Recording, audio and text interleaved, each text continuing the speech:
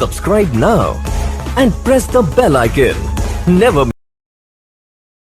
اے اللہ میری قبر کی وحشت کو انس سے بدل دے، مجھ پر قرآن عظیم کی برکت کے سبب سے رحم فرما اور اس کو میرا امام اور نور و ہدایت اور رحمت بنا۔ اے اللہ اس میں سے جو بھول گیا ہوں مجھے یاد دلا، جو میں نہیں جانتا اس سے مجھ کو سکھا اور اس کی تلاوت نصیب فرما دن اور رات کے وقتوں میں، اور اس کو میرے لیے دلیل بنا دے۔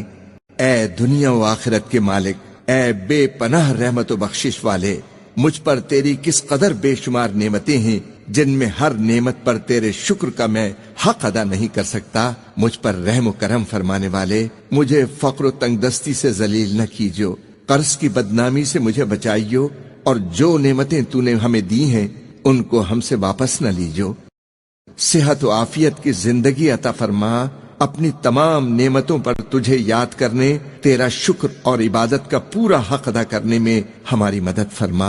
ہر قسم کے شر و فساد اور اس زمانے کے ہر فتنے سے میری اور تمام مسلمانوں کی حفاظت فرما، تو ہی اپنے بندوں پر رحم فرمانے والا ہے۔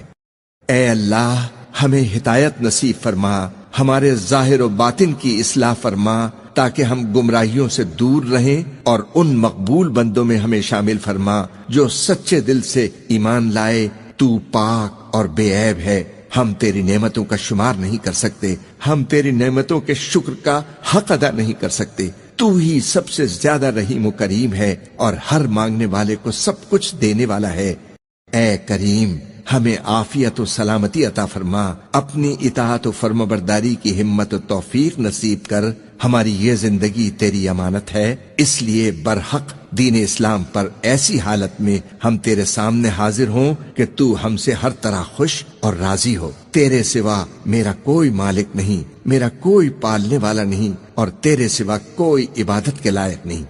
اے اللہ تو ہی آسمانوں اور زمین کا بنانے والا ہے اور دنیا و آخرت میں ہمارا مالک و مددگار ہے۔ اس تمنا کو قبول فرما کہ سچے مسلمان کی طرح ہمارا انجام بخیر ہو، تیرے نیک اور مقبول بندوں کی رفاقت حاصل رہے۔ تو نے ہر چیز کو اپنی رحمت میں لے رکھا ہے، تو ہر چیز سے باخبر ہے۔ تیری بتائی ہوئی راہ پر ہمیں ہمیشہ چلنے، گناہوں سے بچنے اور توبہ کرنے کی توفیق عطا فرما۔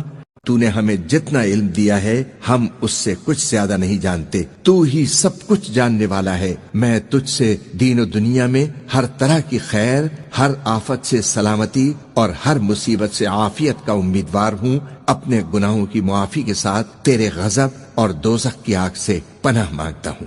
اس کلمے پر میری زندگی ختم ہو۔ اشہد ان لا الہ الا اللہ وحدہ لا شریک لہ وَأَشْهَدُ أَنَّ مُحَمَّدًا عَبْدُهُ وَرَسُولُهُ۔